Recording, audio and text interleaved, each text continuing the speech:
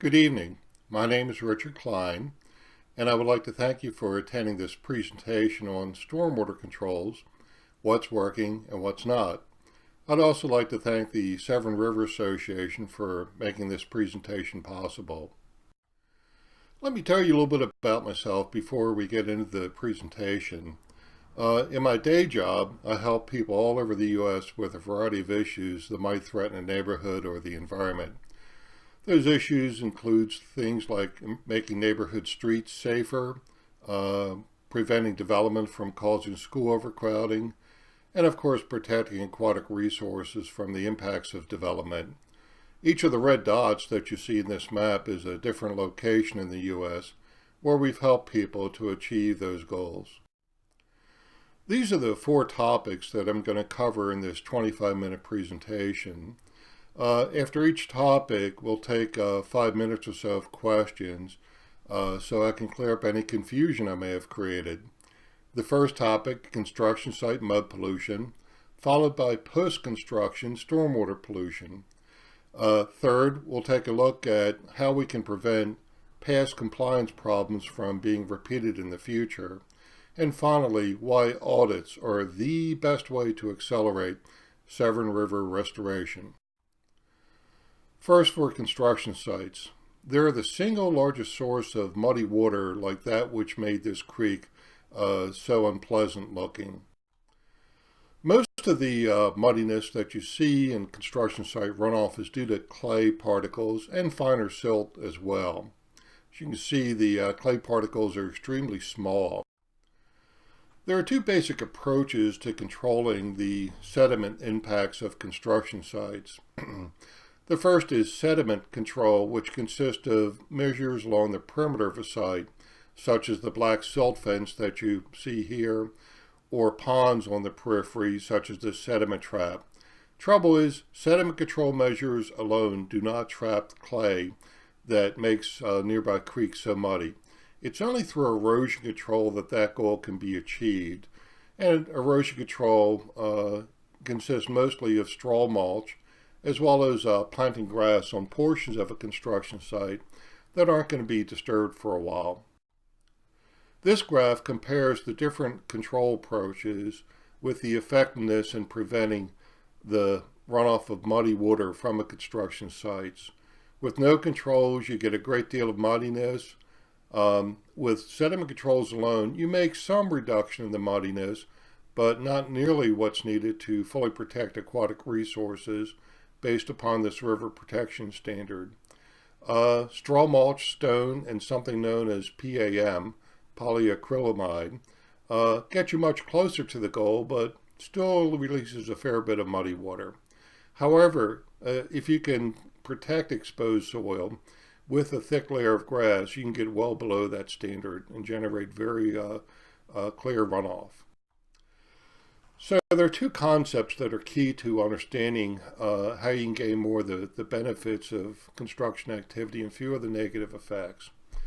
The first key concept is that most of the pollution from construction site occurs during the worst storms, and the sheer volume of runoff from those storms overwhelms perimeter controls, as you see here with this muddy water overflowing the silt fence. The second key concept is that it takes clay weeks or even months to settle from suspension. So frequently between storms, ponds look like this. They look very muddy. Then another storm occurs, and the runoff that comes from that storm pushes this muddy water out into a nearby waterway. So perimeter ponds alone are not enough to protect downstream waters from the muddiness caused by construction. It's only through erosion control that we can come close to preventing muddy water release. Most erosion control begins with something called hydroseeding, where mulch, fertilizer, and grass seed is applied at once in a water slurry. With mulch, you have to put enough mulch down so you can't see soil through the mulch. And if you achieve that goal, you reduce runoff volume by 60% and erosion by 90%. Grass reduces erosion by 99% or more. And for roads and parking lot beds, that's covered with 4 inches of stone. And that's pretty effective control for road beds and parking lots.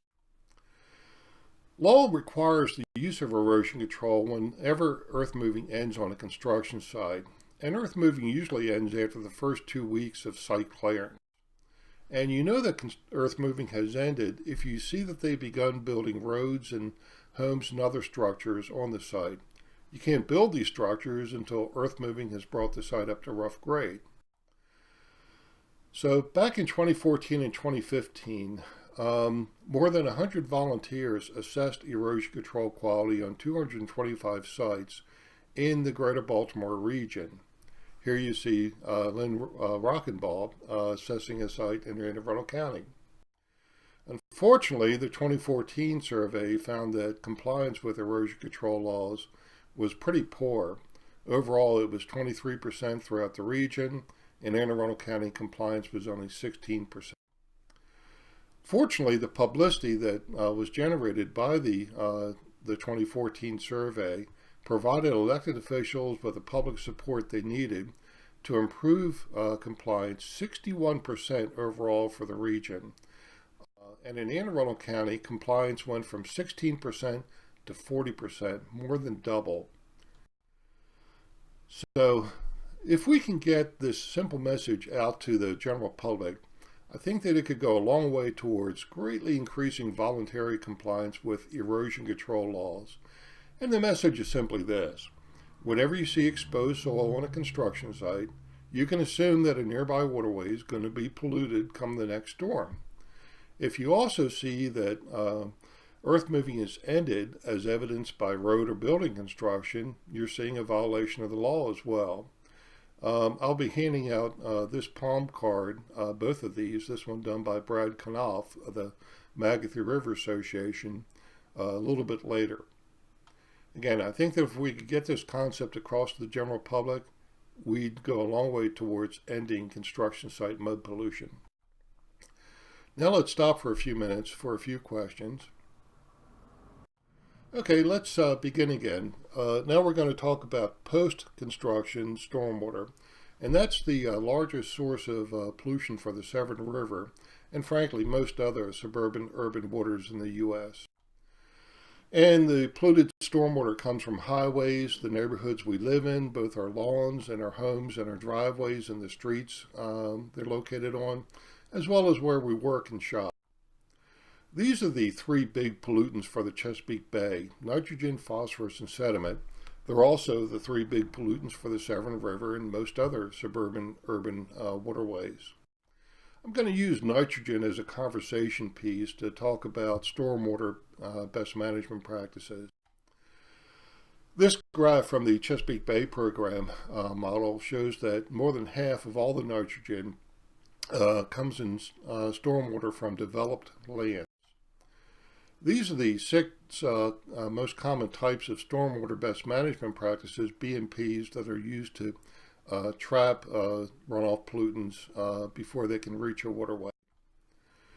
In the Severn River watershed, more than a third of all the existing developed land drains to more than 2,000 stormwater BMPs. So these BMPs could be keeping a tremendous amount of pollution out of the river. BMP effectiveness varies with BMP type.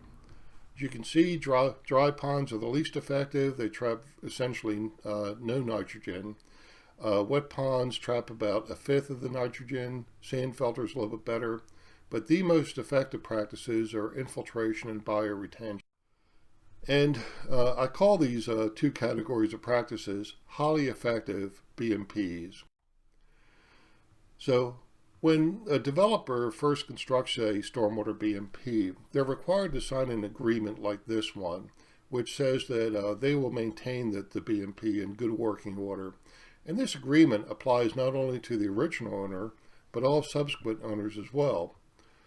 This state law requires that the county inspect each BMP for maintenance needs at least once every 3 years. And the good news is that 90% of BMP owners maintain the BMP voluntarily.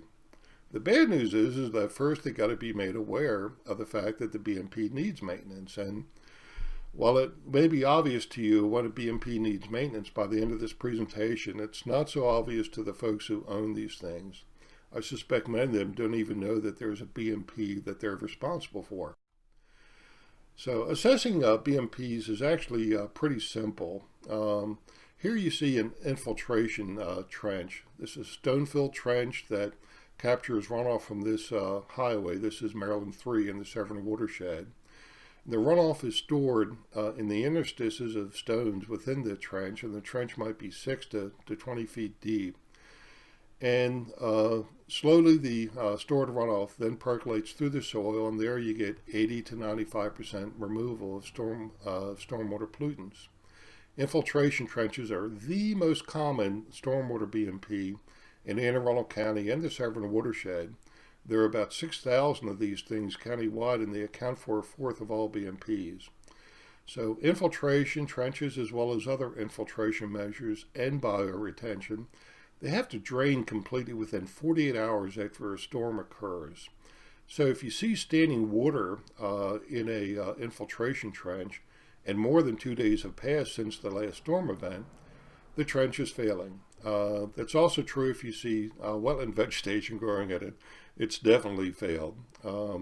So essentially no pollutants are being trapped by this infiltration trench. Instead, everything's just sort of spilling over into a nearby waterway. Bioretention, one of the most common BMPs on new development sites, also called rain gardens. Runoff from this parking lot flows into this bioretention area, and it's stored below the storm drain inlet, so it can slowly soak down through the filter media, where 80 to 95% of the stormwater pollutants are removed by the filter media. Then it flows into the underlying soils. Like infiltration trenches and all other infiltration measures, if you see standing water in a bioretention facility and more than 2 days have passed since the last rain, the bioretention facility is probably failing. Same is true if you see wetland vegetation growing in the BMP. Wet ponds are pretty easy to evaluate too. Here you see a typical brand new wet pond. And over time, if wet ponds are doing their job, they trap sediment, and then wetland vegetation colonizes the sediment. And when the surface area of the wet pond has been reduced by 10% or more, then it has to be cleaned. So you can assess most BMPs from adjoining public areas. There's rarely need to trespass, so that's not a worry. And we've generated these fact sheets for each of the different types of BMPs that explain in pretty simple language not only what the benefits are of each BMP type and how they can improve neighborhood quality of life if they're well maintained, but also easy things to look for to assess whether or not the BMP needs maintenance. We also have this fact sheet on the left that explains how to find BMPs. But an easier way is to use the Maryland Department of the Environment Stormwater print webpage shown on the right. And here we see a stormwater printout of BMPs in the area where we're at now. This is Union Jacks, and each of these blue dots is a stormwater BMP. In fact, this BMP, which is a micro bioretention facility, serving the AAA office, it's located 50 feet that way. So let's take a few more questions and then we'll go on to the final topic. Okay, thank you. So as you can see, BMPs could be keeping a tremendous amount of pollution out of the Severn, but the key question is, are they? If past history is any indication, we can't assume that that's the case. In 2011, we did this audit that you see on the right. I volunteered about 800 hours to the Severn River Association to put this audit together, and unfortunately I found that in 2011, half the BMPs we looked at in the Severn Watershed were failing. Fortunately, by 2015, the percent of failing BMPs was cut in half, from 50% down to 25%. The big question, though, is, are the BMP failures rising once again? So to answer that question, first we need to understand what caused the 50% BMP failure rate. And the reason why we need to understand that is so we can prevent recurrences. So it all began in 2001 when the county reduced its stormwater inspection staff from 6 full-time inspectors to just 1 appalling yes. And after 10 years of too few inspections, 50% of the Severn watershed stormwater BMPs were failing, and that was probably true countywide. Fortunately, in 2012, the Severn River Association and 8 other groups wrote this letter to County Executive Leopold, and this letter and other actions resulted in the county restoring stormwater BMP inspection staff to the 6 inspectors that existed in 2011. In 2015, the Greater Baltimore Stormwater BMP audit was carried out. It was carried out in the city and the 5 surrounding counties, including Anne Arundel. On the left, you see the report, and a copy that is circulating among you. And this survey was carried out by 42 volunteers from 42 watershed groups who assessed 331 BMPs region-wide. So, the 2015 audit revealed that the restored inspection staff had succeeded in reducing the BMP failure rate in Anne Arundel County from 50% in 2011 to 25% by 2015. So this stuff really, really works. So the key thing to understand, though, is why the BMP failures occurred in the first place. And I think it was because no one had a complete picture of what was going on with stormwater BMP inspection and maintenance in Anne Arundel County or throughout the region.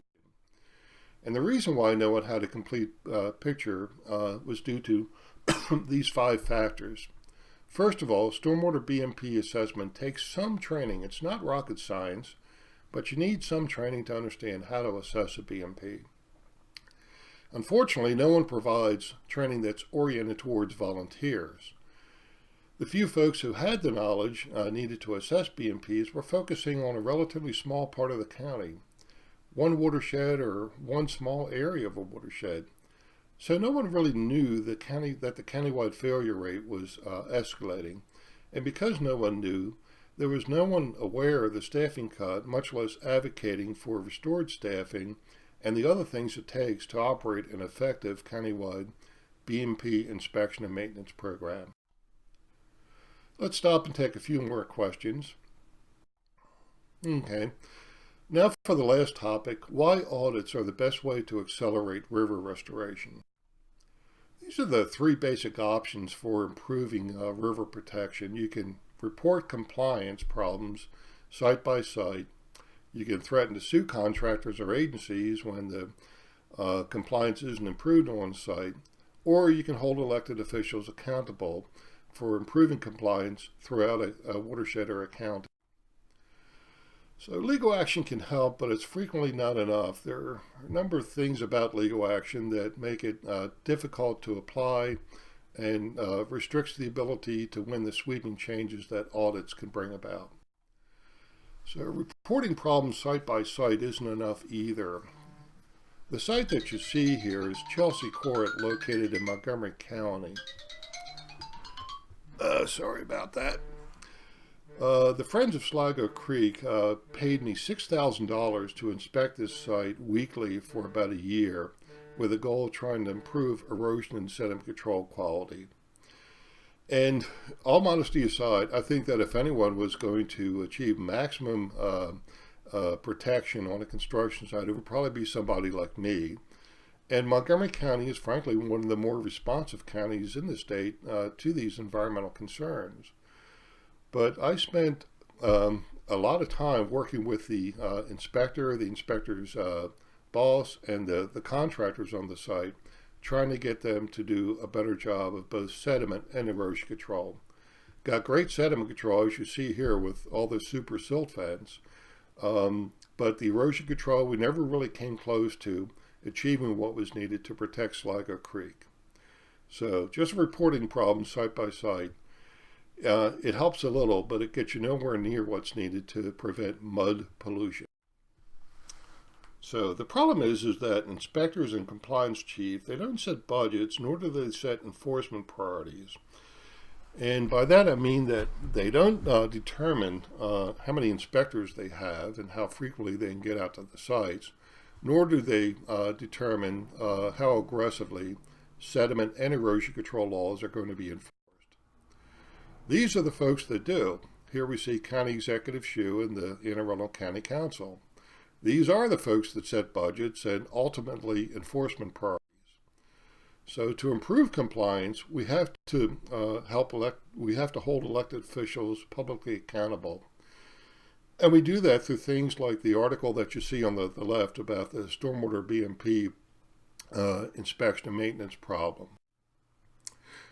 In a watershed like the Severn, an audit only takes 1 or 2 days. The construction site erosion control audit need not look at any more than 12 or 24 sites, and this can be done in half a day or 1 day. The construction site audit ought to be done once a year.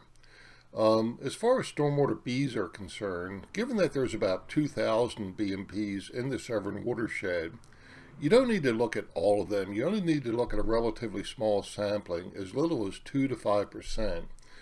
For the Severn watershed, this will mean looking at maybe 30 to 50 BMPs, beginning with the highly effective practices. You can look at this number of BMPs, assess them in as little as 8 to 16 hours. The stormwater BMP survey only need be done once every 2 years or so. Details on how to do an audit, whether it be a construction site audit or a stormwater BMP audit, can be found in these 2 Greater Baltimore Survey reports.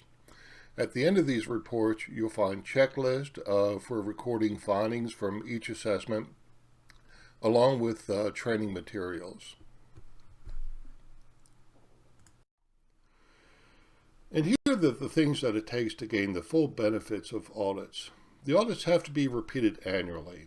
The results have to be publicized as widely as possible, and the results have to make it clear that it's elected officials who are responsible for successes and are responsible for not so good compliance.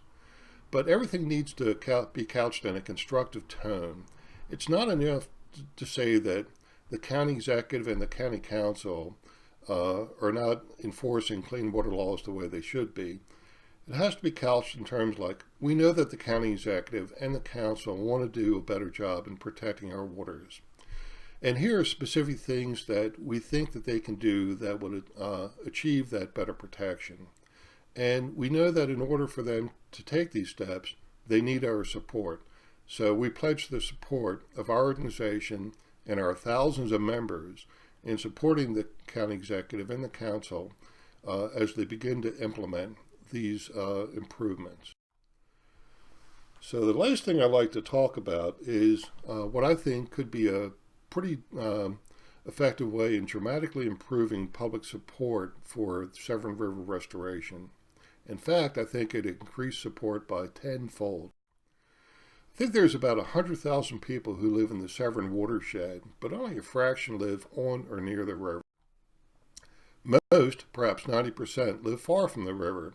They don't see it, they have no access to it, so restoring the Severn isn't at the top of their priority list the way it might be for you. Fortunately, most Severn River watershed homes are within a 5-minute walk of a tributary to Severn. It may be a stream, creek, or some other waterway. Here we see the headwaters of Severn Run in the Odenton area and a tributary to it. Here we see lots and lots of houses in the immediate vicinity. In fact, all of these houses are within a 5-minute walk of either the main stem of Severn Run, this lake, which is a stormwater pond, or this unnamed tributary. So on the left you see pictures of what a Severn River watershed neighborhood stream should look like. Should look nice and clear and clean, safe enough for a kid to play in. There should be lots of fish and other critters in the stream to fascinate this kid and her parents. Unfortunately, this is what most Severn River watershed neighborhood streams actually look like. They don't look like something you'd want your kid playing in, and there's very little aquatic life in the stream for the kid to go after anyway. So here's why, and that's why distant residents would support Severn River restoration, and that's because the same practices that would restore the Severn will restore their neighborhood waters as well. So making Severn River restoration a truly watershed-wide effort could expand public support for restoring the river and her tributaries by tenfold.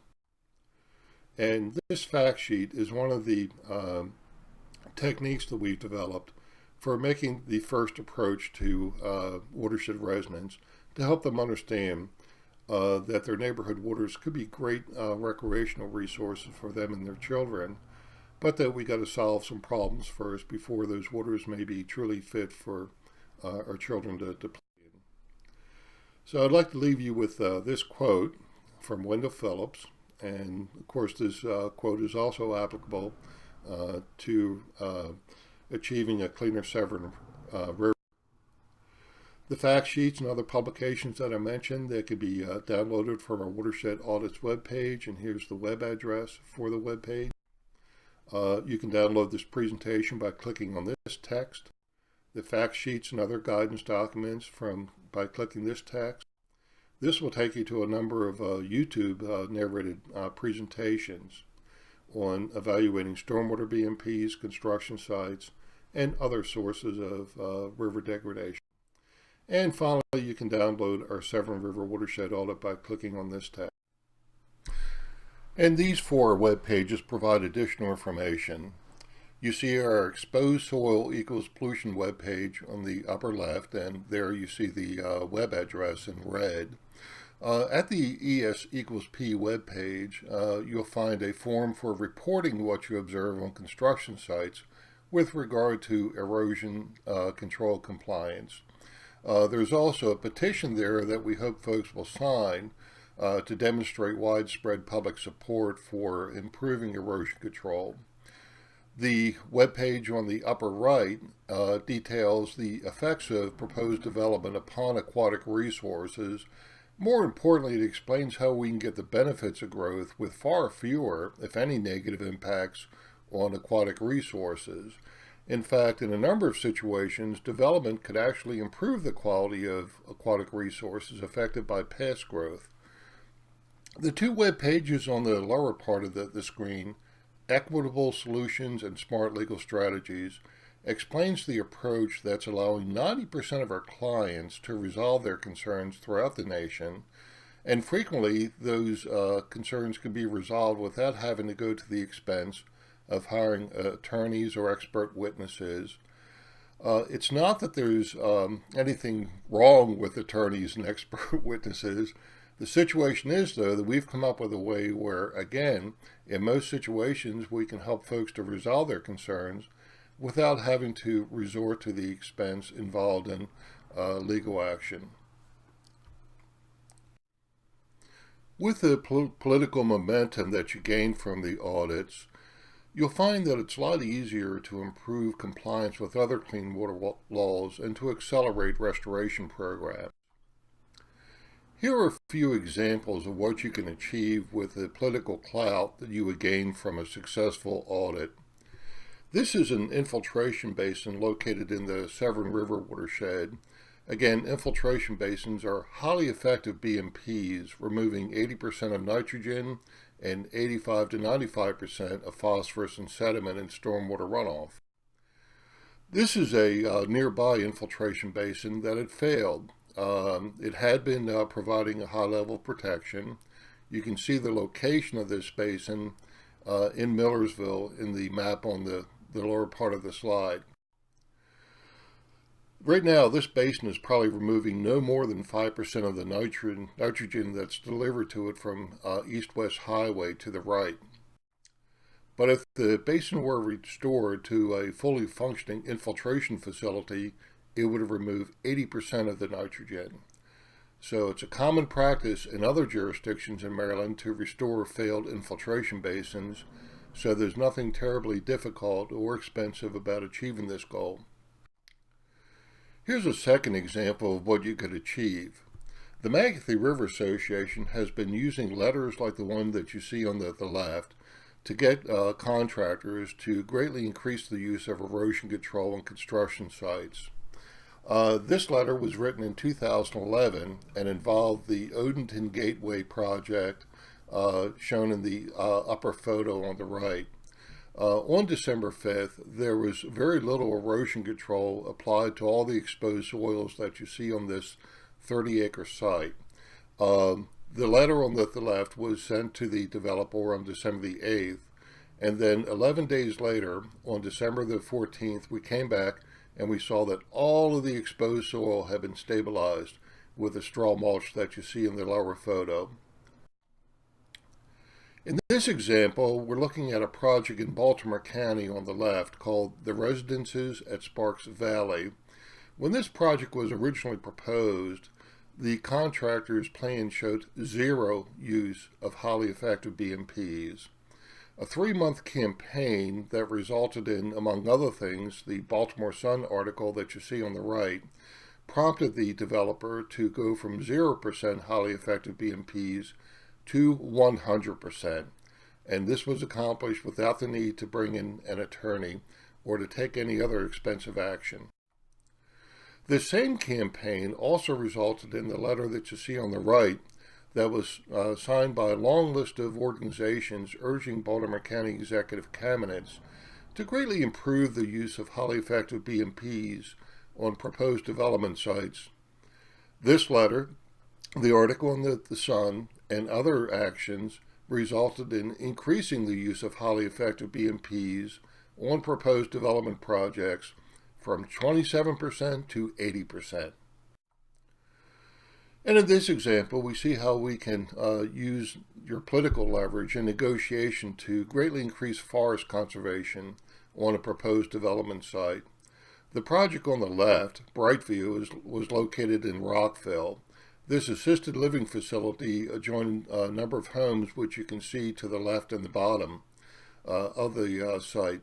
The green dashed line was the original forest buffer proposed for this project. The folks who live in those adjoining houses were deeply concerned about the impact of such a minimal buffer on their quality of life. Through negotiations, and again without any need for legal action, we were able to triple the depth of the forest buffer. And as you can see here, the distance between the property lines and the actual building is 3 times greater than that green dotted line. The photo on the right is of Buck Lodge Forest in the Dickerson area of Montgomery County. This 200-acre forest was proposed to become a golf course.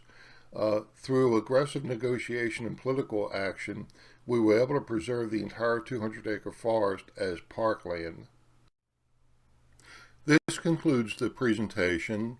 Again, you can get all the publications, the fact sheets, the reports, all the other information that was shown in this presentation from our Watershed Audits webpage. You see the address here on the left, ceds.org/audit. Thank you for taking the time to view this presentation.